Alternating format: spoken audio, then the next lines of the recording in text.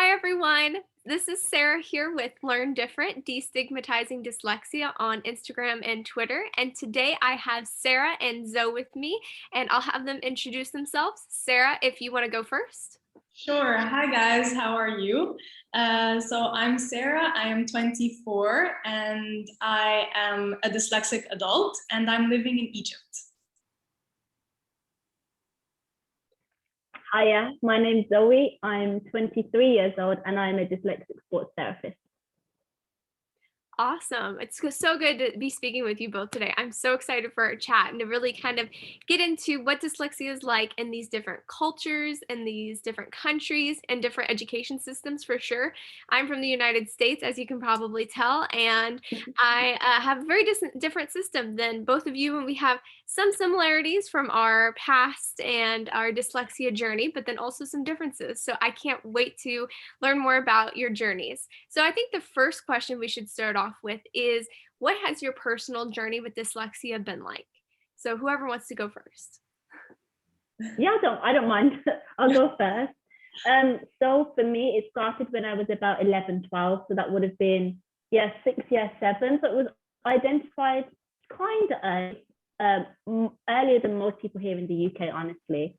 And I guess it was a bit like a love-hate relationship. Like, I enjoyed having dyslexia, but I didn't actually know what it was. So growing up, you know something's not right, but you don't exactly know what's not right. You just know something's not clicking. And I guess as we got on to talking about things, a lot of my struggles came from the schools not being able to provide any testing, or the schools not being able to handle with dyslexia, which you think they would, since there's a lot of the people in the world have dyslexia. So it was a bit of a love-hate relationship with me. I was always quite proud to be dyslexic, but didn't really know what dyslexia was until I started doing my own research. So for me, that's kind of been, in a nutshell, the growing up. I would say I didn't have the full privatized test until I was in university. So again, it did take a long time to have it written on paper as gold standard that I was dyslexic, but I knew from a fairly early age. Wow. My experience is a bit different because I was born in Egypt, but then I really received the support that I needed when I left Egypt. So when I was in Egypt, I stayed here from when I was born until grade 4. And my school didn't have like a learning difficulty department, or they didn't even know what dyslexia was or learning difficulties were at the time. So my parents actually found out about my dyslexia and I was receiving a lot of support from them. And then when I officially got assessed, then I started to attend centers outside of school, and those really kind of started to get me going, but they weren't really that helpful yet at the time because they didn't have the strong resources that they had when I left the country. So there is one center though that was really good, and I went there only for 4 classes, and then I left the country. And when I left the country, I went to Dubai. And in Dubai, everything changed for me because I had learning support classes after school every day. And those were very, very helpful. It was like 1-hour classes. Sometimes it will be with a group. Sometimes it will be just individual. And those really helped me and just kind of changed my whole education. That's awesome. Well, I had a very similar experience to both of you where I kind of knew at a younger age. I was never like formally diagnosed in school, but my parents were able to recognize the signs very early on that I was different than my brother. We had different things of, I flipped lowercase b's and d's, and I didn't spell quite as well and things like that. So I was very lucky. My parents knew about dyslexia and what to look for. And I just went through life knowing I had dyslexia and knowing what I struggled with. And they provided a lot of great support to me as a student. But it wasn't until I got to college that I really started exploring more of learning about dyslexia and my own dyslexia and the strengths of it. I feel like that's such a huge part of becoming aware of dyslexia and other learning differences is finding out not just what you struggle with or why you have it or what makes you different because you have it, but having those strengths and saying I'm creative or I'm analytical or I'm very good at communicating, and those I think really give you a boost as a student, but then also as a person. So I feel like all three of us here were very, very lucky to kind of find out about our dyslexia at such a young age. I can't possibly imagine what it'd be like to go through most of my life and then finally find out once I'm well into adulthood that I have dyslexia. Yeah, So I feel true. it. Mm. Especially like you said, when you get to well, you'll know having dyslexia. There's days where you just get frustrated with a lot of things because nothing's going your way. So imagine being like a fully fledged adult and always having that at the back of your mind, but not knowing why. Like the amount of like toll it will take on you, especially your mental health, where you keep going through life like, why can't I do this? Why can't I do that? Like I really sympathize for someone who doesn't really know that they've got it yet they're an older person, because some people will say it's a bit not harder to train yourself into it, but it's a bit harder to accept and kind of figure out what works for you, because like I said, us three were looking at things where we've grown up with it. So as we've developed, it's developed. So it's made life a little bit easier. And I already know when I get into the work world what works for me. Where someone who's an adult who doesn't know that, I can imagine it just being so difficult. Yeah, Absolutely. sorry. Yeah, you're I fine. mean, I honestly, if I wasn't aware of my dyslexia, if I hadn't known at the age of 7 or 8, I don't think I would be where I am today. I mean, knowing that you have dyslexia kind of gives you like a sense of relief, because now you finally understand why you're having such a hard time, which other people aren't, and why you kind of confuse words and you forget things a lot. Like your brain works differently from everyone. So I feel like when you are assessed, or when at least you do find out that you have dyslexia, it really just changes everything, and it gives you like a sense of understanding of what you have and what you need to do now. Oh, that's so true. I totally, totally agree with everything both of you just said. I think there is such a relief once you find out you have dyslexia. I just saw a quote from Henry Winkler. I think it was him.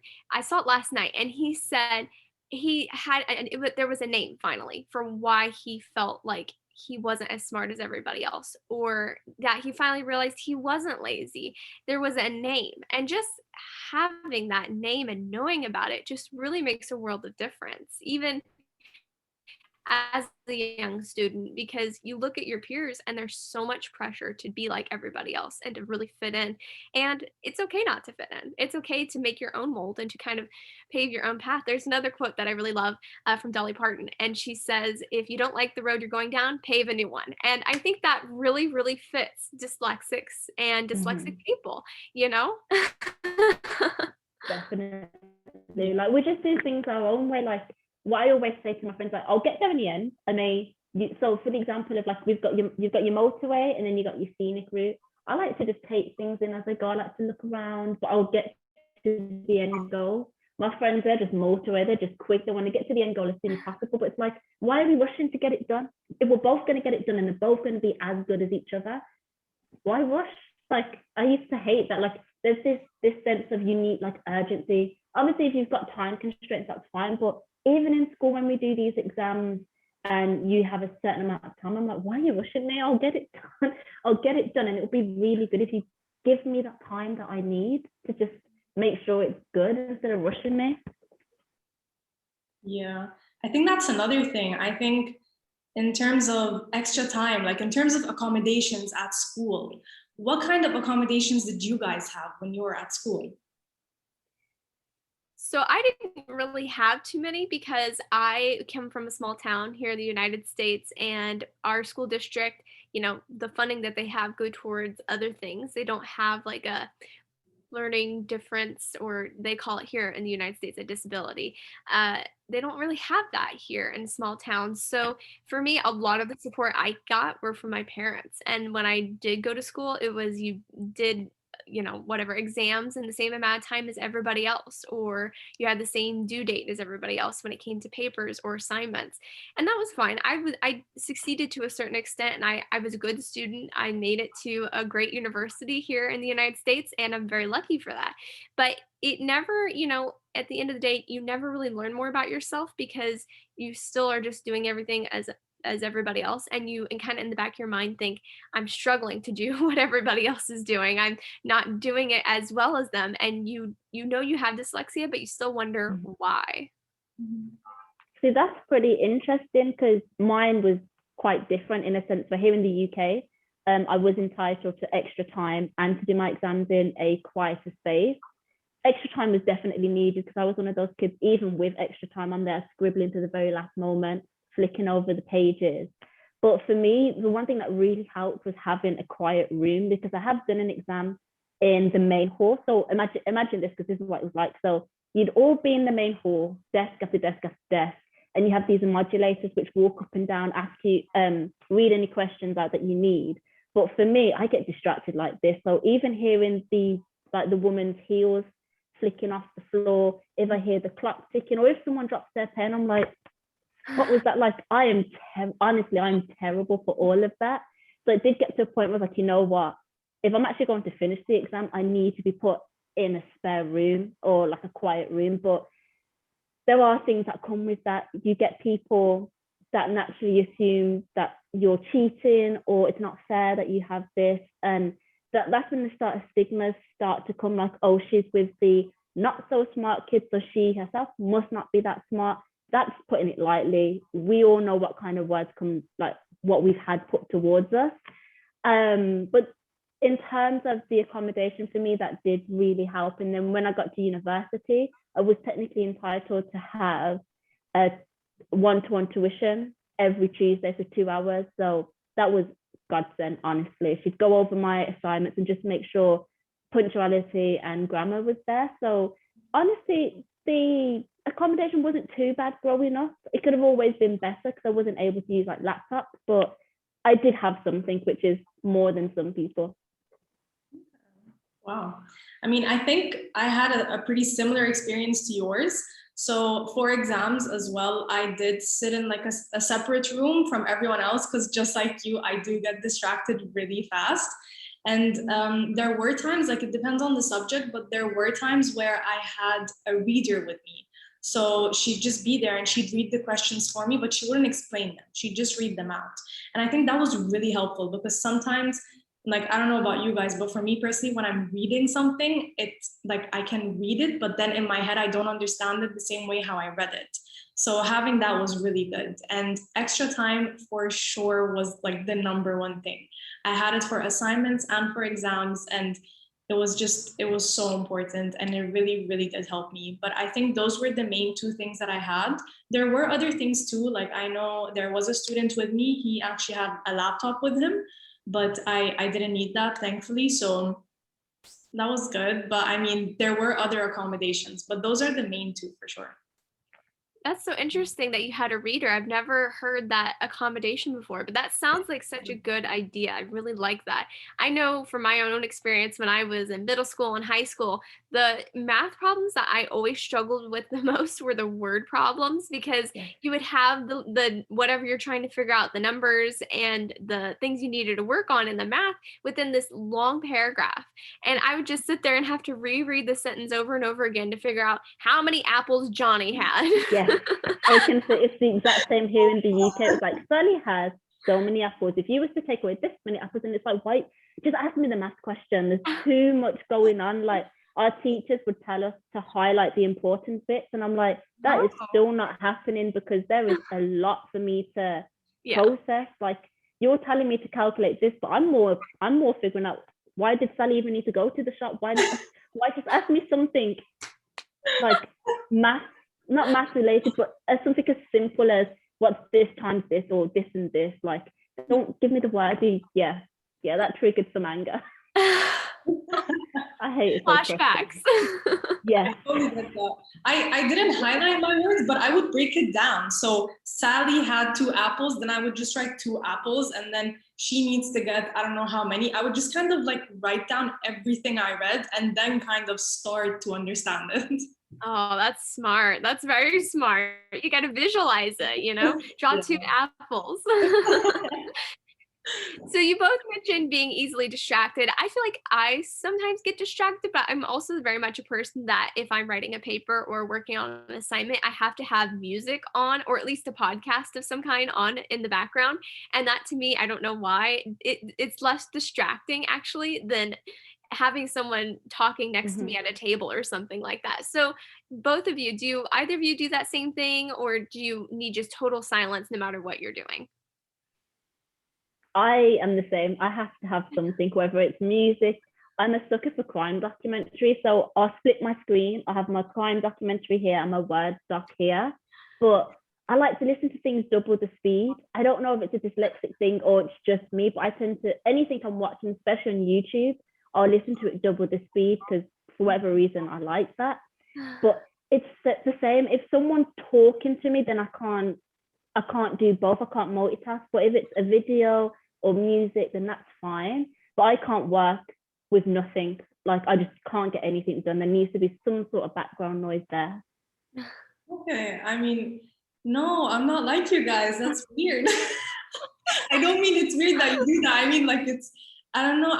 I can't. Like, no matter what I do, I get distracted so easily. Like, I could be studying right now and someone knocks on my door to ask me something. Oh, you can forget it. I am not going to go back to studying. That's it. Like, I have to go back into like the zone. And no, I can't. The only time I could have something else there, like music or something, is when I'm painting. But like, that's it. Because I feel like when it comes to painting, I'm just so easy. Like I graduated, like my degree was in painting, so this is kind of like my hobby and everything I love. So for me, it's just so easy to do. I don't need to focus. I just need to paint, just let it out. But when it comes to essays and stuff, oh God, no, I can't. I know that last time we talked, both all of us mentioned that we daydream really easily, and I feel like that's also a part of distraction. I know from my personal experience that when I was in high school, for sure, this was one of my biggest fears going into college, that my mind would drift off when the teacher's talking. I'm like, if it doesn't interest me, that subject particularly does not interest me, my mind will just go to, what did I wear yesterday? I don't remember. What if I get asked what I wore yesterday? What? I don't know.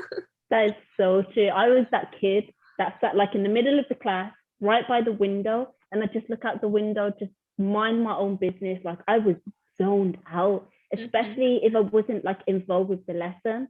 So if it was PE, because obviously that's my big thing, I love PE. I was like, this was on the ball. I was at the front of the class and I was like, I know the answer because I was so happy. But any other lesson, especially math, I would zone out completely. But a lot of the zoning out and daydreaming for me personally came from when teachers didn't help. Like for whatever reason, they either couldn't tell I needed help or just didn't give me help, whatever. Like when I wasn't getting that extra support, I just zone out because what else is there for me to do? Like I just zone out. But then that brings about the problems of, oh, you're getting distracted. If you're distracted, you're going to distract the class, which always baffled me because I'm in my own world. I'm not talking to no one. I'm zoned out, but apparently me looking out the window is causing so-and-so to look at me and so-and-so to look at me. That's not my business. They're looking at me. I'm looking out the window. Like I was one of those kids that I still do. Honestly, I daydream. Like you ever look at your friend, but you're looking past them? Like I know Sarah's got a really funny example of this, but you look past them and you're just in your own world completely. Yeah.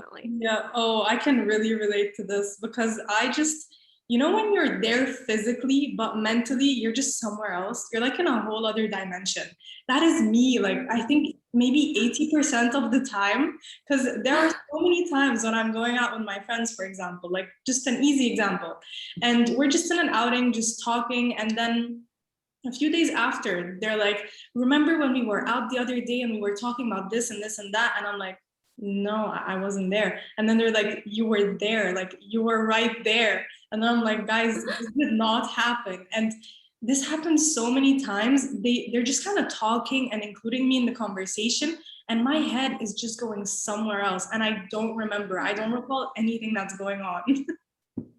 It happens so much. Yeah, just like what you said, Sarah, I'm just thinking about outfits or like what I want to eat or like what I'm going to do tomorrow. It's just crazy. Yes, but once you get thinking about that, it's like, especially what did you eat yesterday? If I can't find out what I ate yesterday, that's really going to bug me. Like I'm one of those people. Once those questions start, I'm like, well, what did I eat yesterday? I'm that bad that I'll ring my mom and be like, Mom, did I tell you what I was eating yesterday? Because I tell my mom random stuff and she seems to remember it. she's like, oh, I think you said this. And I'm like, thank you. Then I feel like, okay, that's ticked the box. I'm happy now. Yes. Oh my goodness. It's that mental to-do list that always gets me. It's like, okay, I need to do this and that and this and that. And what am I going to do this weekend? And what are my plans for 2 weeks from now? And when is this going to get done? And that always distracts me, even though I like to have like a physical to-do list so I can check off the things that I've done. There's something very satisfying about that, but it never stops me from getting distracted in class, no matter what. Quick question. You know, when you do that, do you speak to yourself in your mind, or do you speak out in person? I do know it when? fine. Okay, Yeah. okay. I do. What about you, Sarah, from Egypt? I do both. I was gonna say I do both as well. Yeah, I have something weird as well that I mean, this is good. I speak 3 languages, but then there are times when people, like, for example, this has happened before with my friends as well. They're talking to me and we're talking, let's say, in English, and for some odd reason, I answer them in Dutch. And then they're just like, what? What are you saying right now? It's just, it happened. And I don't know, like, I don't know what's going on in my head. Like, I can't explain it, but it's just like too much is just up there, you know? Yes. Go ahead. I was saying I'm the exact same. I thought it'd be interesting to find out if you speak out or everything's in your head, because I thought it was just an only child thing, because I'm an only child. I'll talk to myself all the time, to the point where it's not even cute. Like, my friends will be looking at me like, are you talking to yourself? And I'm like, yeah, it just doesn't matter. But I thought it was interesting, because I know a lot of us dyslexic people are very visual in what we do. Like, we see things, and I guess that leads to like the next topic, because I know we spoke about this before, is visualization. Yes. Oh my goodness. I feel like I'm a person that's very in my own head, and that's probably why I have a lot of internal dialogue and I don't do it. I do talk a lot if I have somebody to talk to, but that's also part of my visualization, where in my mind I'm talking and doing so much pretty fast. I feel like in my own mind that I visualize this success. So this is a great example. I just graduated with my undergraduate degree a couple weeks ago, and I'm super excited. I got to do, thank you. I got to do a stage crossing, which I'm super lucky to have, because in the COVID-19 pandemic, we weren't able to have like a formal ceremony. But the stage crossing was really cool because it was at one of our buildings on campus, and I've been in there a couple times, but this particular stage I had never seen in person.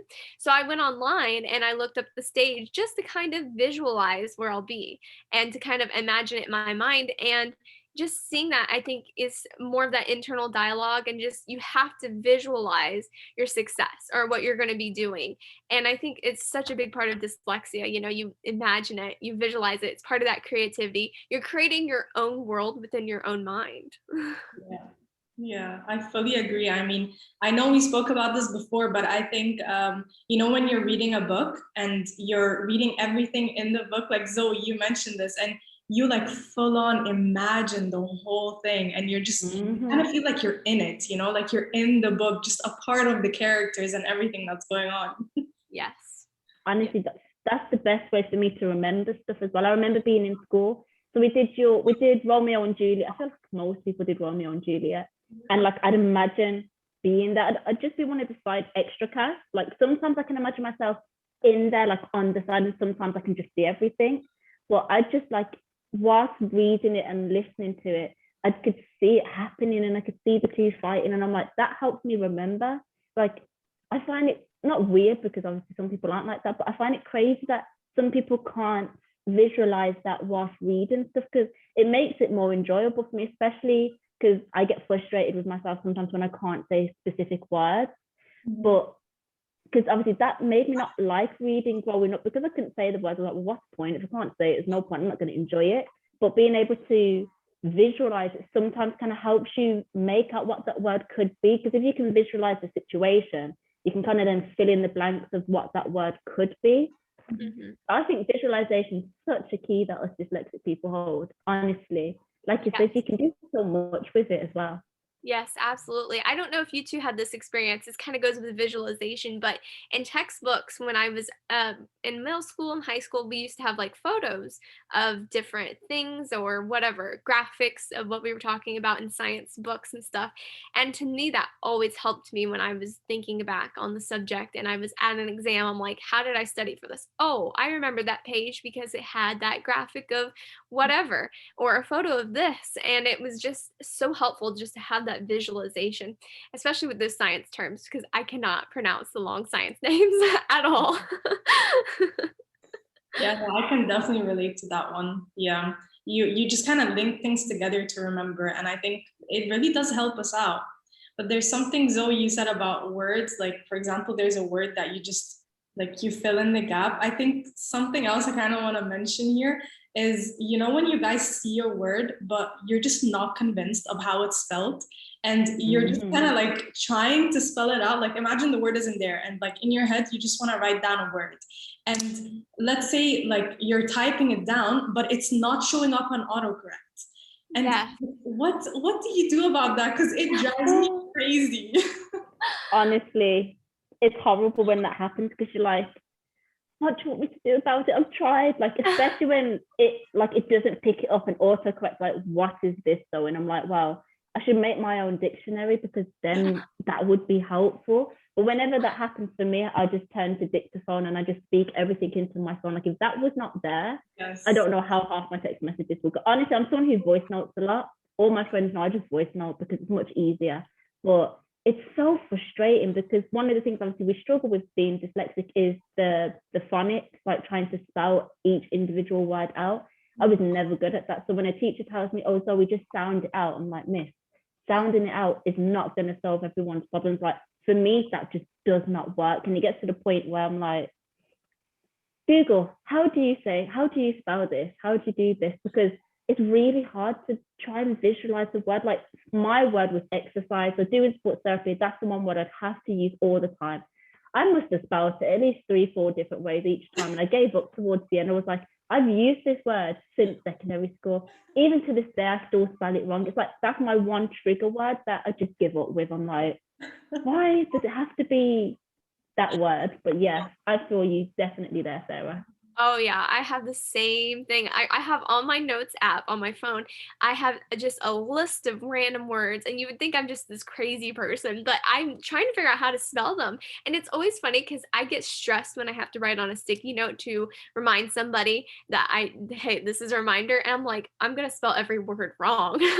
Or even just writing a birthday card for somebody. I'm like, I don't remember how to spell your last name. I don't remember how to spell birthday. I can spell it any other day of the year, but the one day I'm doing it with a permanent pen or marker, I'm gonna screw this up. Definitely. Just a quick one, since you've just mentioned pen. Now, I don't know if this is just a UK thing, but like in primary school especially, if you didn't have neat handwriting, you wasn't allowed to use an actual pen. You had to use a pencil. Now, was that a thing for you guys? Because my handwriting, I'm not sure if this is a dyslexic thing anyway, but was appalling. Like, I learned to write double jointed, and that's how I spell a lot of words. I don't learn the actual spelling. I learn the pattern of the word.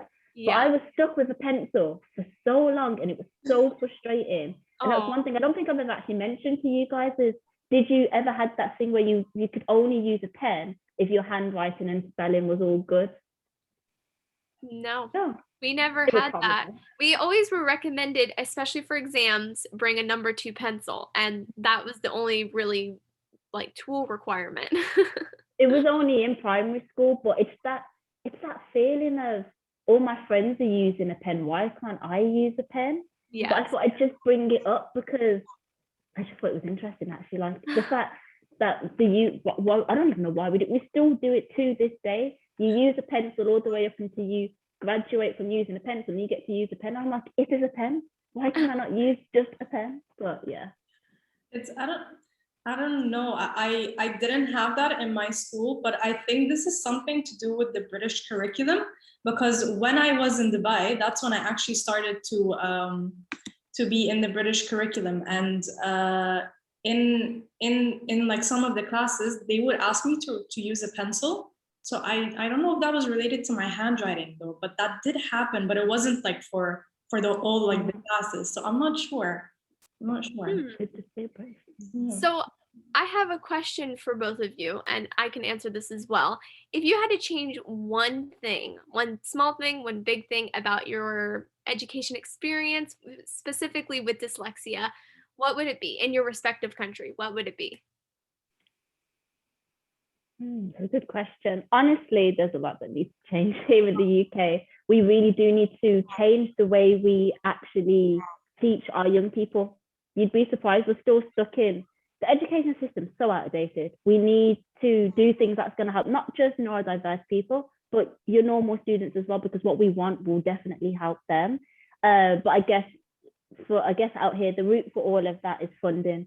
We need to have more funding here in the UK for neurodiverse dyslexic students, so we can actually give them the necessary tools, whether that be laptops, whether it be software.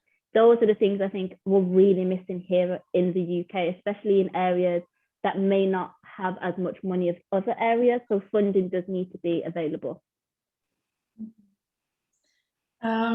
I think funding is a very big part as well here in Egypt. I mean, in Egypt, they have started to have more centers, which is really good. But I think what we're really lacking is the resources. So there are things that I learned outside of Egypt that we don't even have access to in Egypt. For example, the NESI program. Like, I don't know anyone here who is currently using that, or I think it's called I don't know what to say it, but like, let's go with the NESI program for now.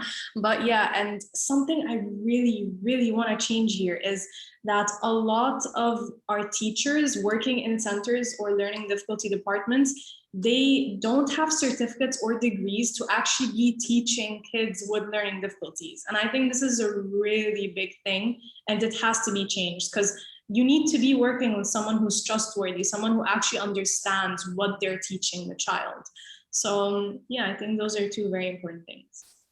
I totally agree with both of you. I wish both those things would happen here in the United States as well, because we don't have like dyslexia certified teachers, educators at any level of education here either. And we certainly need more funding. I mean, schools in general need more funding, but we need that for learning differences, because so many of the dyslexic students here in the United States are just in special education. And that can really also act as a stigma towards their own education and themselves as an individual. For me, I feel like I would love to just see people talk about it here in the United States and around the world, quite frankly, because 1 in 5 people have dyslexia, but no one talks about it. It's just this silent thing that we all live with, and we have to learn with, but we're forced to learn in a system that doesn't work for us. So I'd love to see people talk about it and really learn more about dyslexia. So hopefully future educators, parents, and generations will be able to know about their dyslexia at an earlier age and have those resources and the funding and the acceptance that they need for their learning difference. So tell us where we can find you both and learn more about dyslexia through your social media. Sarah, you can go first. Cool. Sure. So, did you say Zoe or Sarah? Sorry. Either one, that's I fine. don't know. Go ahead. Okay. So I'm on both Instagram and LinkedIn. So my Instagram is the underscore dyslexic underscore movement. And on LinkedIn, you can find me as my actual name, so Zoe-Jane Littlewood. LinkedIn, I don't know, like I use it, but I don't have one for dyslexia, so I'll just keep that out. I have one for Facebook, Twitter, and Instagram, and YouTube as well. The handle is Dyslexic underscore CW, which stands for the Dyslexic Community Worldwide. Awesome. And my Instagram and Twitter handle are both the same. They are learn_dyslexia. Thank you both so much for spending time with me today. I loved hearing about your individual journeys and what dyslexia was like for you in Egypt and in the United Kingdom.